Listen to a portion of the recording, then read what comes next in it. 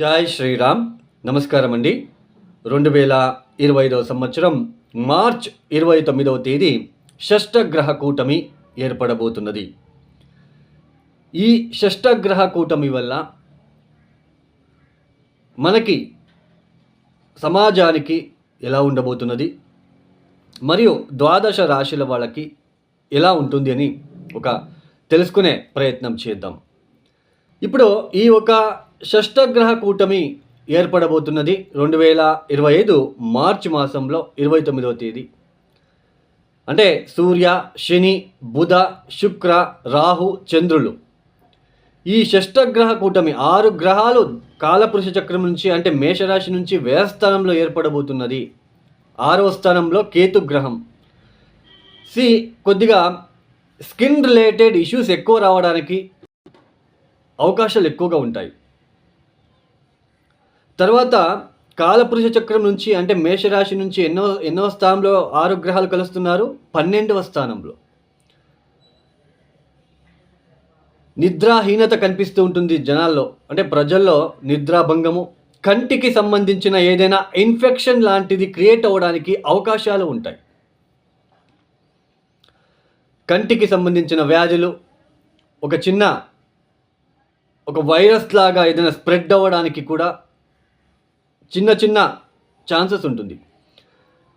అంటే మనకు ఆల్రెడీ వస్తూ ఉంటుంది, కంటికి వస్తే అద్దాలు పెట్టుకుంటాము, అది వైరస్ లాగా ఆ ఎవరికైతే కంటికి ఇబ్బందులు ఫేస్ చేస్తూ ఉంటారో ఆ కన్నుని ఇంకొకరు బాగున్న వ్యక్తి చూస్తే వాళ్ళకు కూడా వైరస్ లాంటిది మనకి స్ప్రెడ్ అవుతుంది. అలా కంటికి సంబంధించిన ఇబ్బందులు ఎక్కువ ఫేస్ చేయవలసిన ప్రమేయం కూడా వస్తుంది.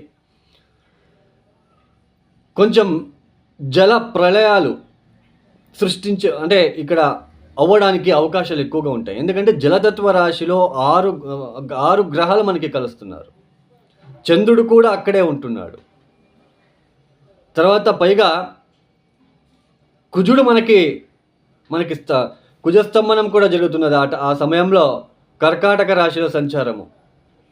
సో కొంచెం సామాజిక వర్గంలో కొంచెం ఏదైనా ఇబ్బందులు ఎక్కువ అయ్యే సూచనలు కొద్దిగా మార్చ్, ఏప్రిల్, మే, జూన్, జూలై, ఆగస్టు వరకు మనకి కనిపిస్తుందనే తెలుసుకోవచ్చు. అంటే ఏదో పెద్దగా అయిపోతుంది అని కాదండి, ఏదో చిన్నవి ఏదైనా ఇబ్బందులు వచ్చే సూచనలు సామాజిక వర్గంలో కనిపిస్తూ ఉంటుందనే ఇక్కడ మనం తెలుసుకోవచ్చు. అందులోన సూర్య, శని, రాహు ఒకే ఇంట్లో కలుస్తున్నారండి. కొంచెం ఇబ్బందులు ఎక్కువగా ఉంటాయి. కొద్ది రోజులు ఈ మార్చ్, ఏప్రిల్ మాసంలో కొంచెం ఇబ్బందులు ఎక్కువ ఉండడానికి అవకాశాలు ఉంటాయి. ఈ షష్టగ్రహ కూటమి వల్ల మనకి ద్వాదశ రాశుల వాళ్ళకి ఎలాంటి ఫలితాలు రాబోతున్నాయని మనం కొద్దిగా తెలుసుకుంటూ వెళ్దామండి. ఇక తదుపరి రాశి తులారాశి. ఈ తులారాశి వాళ్ళకి ఈ షష్టగ్రహ కూటమి అనేది షష్ఠ స్థానంలో అంటే 6వ స్థానంలో 6 గ్రహాల కలయిక జరుగుతున్నది.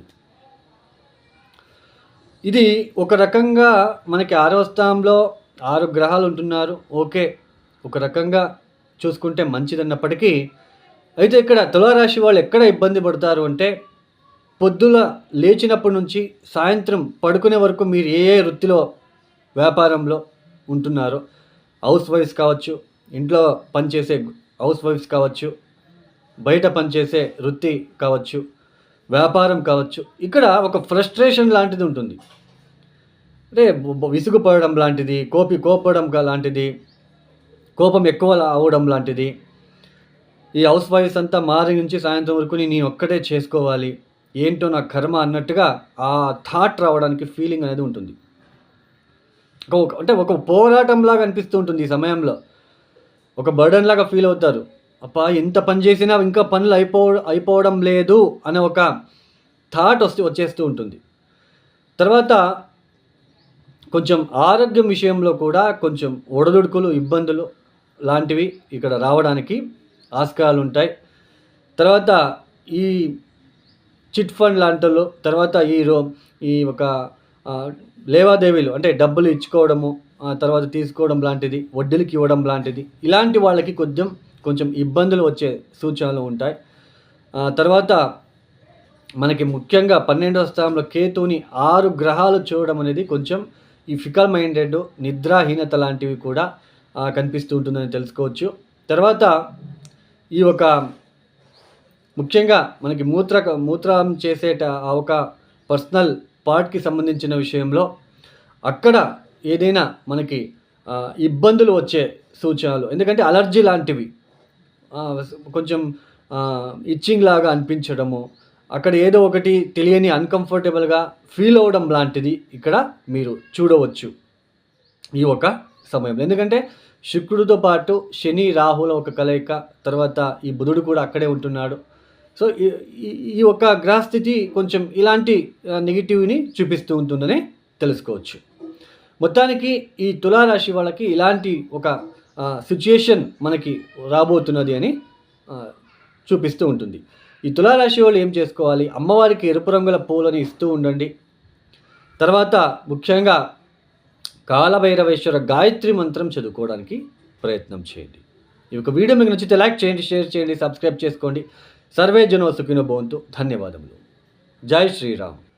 ఇక్కడ చాలా వరకు చూస్తున్నాం, చాలామంది అంటే కొంతమంది కామెంట్స్ చేస్తూ ఉంటారు, ఒకరు ఒకలాగా చెప్తూ వస్తున్నారు. అంటే ఒక జ్యోతిష్కుడేమో బాగుందంటాడు, ఒక జ్యోతిష్కుడేమో బాగాలేదంటున్నాడు. ఇలాంటి కన్ఫ్యూజన్ ఎక్కువ ఏర్పడబోతున్నది మన ప్రజలకు. ఇక్కడ ఒక చిన్న లాజిక్ అండి. మనకి స్వజాతకం అనేది ఉంటుంది. మనం పుట్టిన టైంకి మనం ఏ లగ్నంలో పుట్టాము, ఏ రాశిలో పుట్టాము, రాశి అంటే ఏంటి, ముఖ్యంగా రాశి ఫలితాలని ఎక్కువ మీరు థింక్ చేస్తూ ఉన్నారు. రాశి ఫలితాలు అంటే, రాశి అంటే ఏంటి తెలుసా? మన మనస్సు. ఇప్పుడు మన మనస్సులో ఏదో ఒకటి అనుకుంటాం. రాత్రి పడుకునేటప్పుడు రేపు సాయంత్రం లోపు నేను ఆఫీస్లో ఇంత వర్క్ చేయాలి అని మీరు మనసులో వచ్చేస్తుంది. ఓకే, ఉదయాన్నే మీరు ఆఫీస్కి బయలుదేరుతారు. ఆ రోజు ఎప్పుడైతే మీరు రాత్రిపూట అనుకొని ఉంటారో సాయంత్రం లోపల అన్ని పనులు నేను మ్యాక్సిమం చేయాలని, ఆ పనుల్లో మీరు ఎంతవరకు సక్సెస్ అవుతారు అనేది లగ్నం. ఇదే అండి లగ్నం అంటే.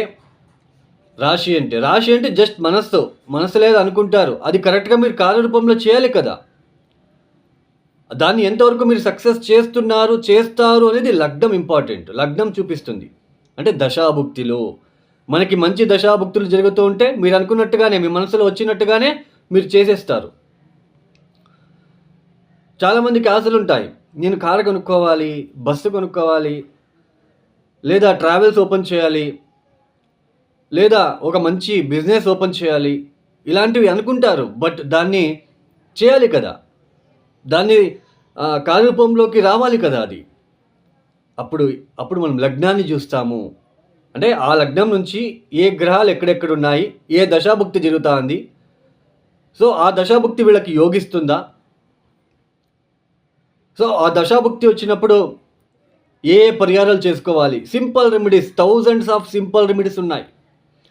కానీ ఇప్పుడున్న ప్రజలకు ఎలా ఉంటుందంటే, ఆ థౌజండ్స్ ఆఫ్ సింపుల్ రెమెడీస్, ఇప్పుడు సింపుల్ రెమెడీస్ అంటే ఏంటి? ఒక చిన్న ఎగ్జాంపుల్ చెప్తాను. కుజుడు ఇబ్బంది పెడుతూ ఉన్నప్పుడు ఈ సాంసారిక విషయంలో ఇబ్బందులు ఉంటాయి. కుజుడే మెయిన్ మాంగళ్యకారకుడు. మనకి భార్యాభర్తల మధ్య సరైన పొంతన లేకుండా ఇబ్బందులు చాలా అనుభవిస్తూ ఉంటాము. మెయిన్ కుజుడు. ఇలా కుజుడుతో ఇబ్బంది పెడుతున్నప్పుడు ఒక 11 మంగళవారాలు కందిపప్పుతో చేసిన బొబ్బట్లని సుబ్రహ్మణ్య స్వామి ఆలయానికి వెళ్ళి నమస్కారం చేసి, మీ మనసులో ఉన్న చిన్న కోరికలను, అదేదైతే మీరు ఇబ్బందులు పడుతున్నారో చెప్పుకొని, కుజగ్రహ దోష నివారణ వల్ల మొక్కుకొని, మీరు ఆ కందిపప్పుతో చేసిన బొబ్బట్లని నలుగురికి తినిపించండి, పెట్టండి వాళ్ళు తినడానికి. లేదా ఆవులకి తినిపించండి, ఎద్దులకి తినిపించండి. రోడ్ సైడ్ ఉంటున్న ఎంతో ఎద్దులు, ఆవులు రోడ్ సైడ్ సిటీలో అవి పేపర్లు అవి తినుకుంటూ వెళ్తూ ఉంటాయి. సో అలాంటి ఆవులకి ఎద్దులకి తినిపించండి. ఆ గ్రహ నెగిటివ్ ఇంపాక్ట్ ఖచ్చితంగా తగ్గుతుంది. ఒక చిన్న ఎగ్జాంపుల్ చెప్పాను. థౌజండ్స్ ఆఫ్ రెమెడీస్ ఉన్నాయి. సో, అలాంటి థౌజండ్స్ ఆఫ్ రెమెడీస్ కాకుండా ఇప్పుడున్న ప్రజలకు ఎలా అంటే ఒక చిన్న హోమం చేయించగానే మనకు ఆ నెగెటివ్ ఇంపాక్ట్ తగ్గాలి. ఇలాంటి ఆలోచనలు ఎక్కువగా ఉంటాయండి. అలా జరగదు కదా! మీరే ఆలోచించండి. మనకి ఆ గ్రహ నెగెటివ్ ఇంపాక్ట్ తగ్గాలంటే కొన్నిసార్లు రిపీటెడ్‌గా మనం చేసుకుంటూ వెళ్ళాలి. కొన్ని పరిహారాలని మనమే కదా అనుభవిస్తున్నది. ఆ ఒక నెగెటివ్ ఇంపాక్ట్‌ని మనం చేసుకోవాలి. సో, ఇలా థౌజండ్స్ ఆఫ్ సింపుల్ రెమెడీస్ ఉన్నాయి. అంటే జన్మరాశి వేరు, మనకి లగ్నం వేరు. లగ్నం అంటే టోటల్ బాడీ. ఆ బాడీలో వచ్చే మనస్సే మనకి రాశి. సో, ఇలా మనకి జన్మలగ్నానికి, జన్మరాశికి చాలా డిఫరెన్సెస్ అనేది ఉన్నాయి. ఇప్పుడు ఈ ఒక షష్టగ్రహ కూటమి ఏర్పడబోతున్నది 2025 మార్చి మాసంలో 29వ తేదీ. అంటే సూర్య, శని, బుధ, శుక్ర, రాహు, చంద్రులు. ఈ షష్టగ్రహ కూటమి 6 గ్రహాలు కాలపురుష చక్రం నుంచి అంటే మేషరాశి నుంచి వ్యయస్థానంలో ఏర్పడబోతున్నది. 6వ స్థానంలో కేతు గ్రహం. కొద్దిగా స్కిన్ రిలేటెడ్ ఇష్యూస్ ఎక్కువ రావడానికి అవకాశాలు ఎక్కువగా ఉంటాయి. తర్వాత కాలపురుష చక్రం నుంచి అంటే మేషరాశి నుంచి ఎన్నో స్థానంలో 6 గ్రహాలు కలుస్తున్నారు? 12వ స్థానంలో. నిద్రాహీనత కనిపిస్తూ ఉంటుంది జనాల్లో. అంటే ప్రజల్లో నిద్రాభంగము, కంటికి సంబంధించిన ఏదైనా ఇన్ఫెక్షన్ లాంటిది క్రియేట్ అవ్వడానికి అవకాశాలు ఉంటాయి. కంటికి సంబంధించిన వ్యాధులు ఒక వైరస్ లాగా ఏదైనా స్ప్రెడ్ అవ్వడానికి కూడా చిన్న ఛాన్సెస్ ఉంటుంది. అంటే మనకు ఆల్రెడీ వస్తూ ఉంటుంది. కంటికి వస్తే అద్దాలు పెట్టుకుంటాము. అది వైరస్ లాగా ఎవరికైతే కంటికి ఇబ్బందులు ఫేస్ చేస్తూ ఉంటారో ఆ కన్నుని ఇంకొకరు బాగున్న వ్యక్తి చూస్తే వాళ్ళకు కూడా వైరస్ లాంటిది మనకి స్ప్రెడ్ అవుతుంది. అలా కంటికి సంబంధించిన ఇబ్బందులు ఎక్కువ ఫేస్ చేయవలసిన ప్రమేయం కూడా వస్తుంది. కొంచెం జల ప్రళయాలు అంటే ఇక్కడ అవ్వడానికి అవకాశాలు ఎక్కువగా ఉంటాయి. ఎందుకంటే జలతత్వ రాశిలో 6 గ్రహాలు మనకి కలుస్తున్నారు. చంద్రుడు కూడా అక్కడే ఉంటున్నాడు. తర్వాత పైగా కుజుడు మనకి కుజస్తంభనం కూడా జరుగుతున్నది ఆ సమయంలో కర్కాటక రాశిలో సంచారము. సో కొంచెం సామాజిక వర్గంలో కొంచెం ఏదైనా ఇబ్బందులు ఎక్కువ అయ్యే సూచనలు కొద్దిగా మార్చ్, ఏప్రిల్, మే, జూన్, జూలై, ఆగస్టు వరకు మనకి కనిపిస్తుందనే తెలుసుకోవచ్చు. అంటే ఏదో పెద్దగా అయిపోతుంది అని కాదండి. ఏదో చిన్నవి ఏదైనా ఇబ్బందులు వచ్చే సూచనలు సామాజిక వర్గంలో కనిపిస్తూ ఉంటుందనే ఇక్కడ మనం తెలుసుకోవచ్చు. అందులోన సూర్య, శని, రాహు ఒకే ఇంట్లో కలుస్తున్నారండి. కొంచెం ఇబ్బందులు ఎక్కువగా ఉంటాయి. కొద్ది రోజులు ఈ మార్చ్, ఏప్రిల్ మాసంలో కొంచెం ఇబ్బందులు ఎక్కువ ఉండడానికి అవకాశాలు ఉంటాయి. ఈ ఒక షష్టగ్రహ కూటమి వల్ల మనకి 12 రాశుల వాళ్ళకి ఎలాంటి ఫలితాలు రాబోతున్నాయని మనం కొద్దిగా తెలుసుకుంటూ వెళ్దామండి.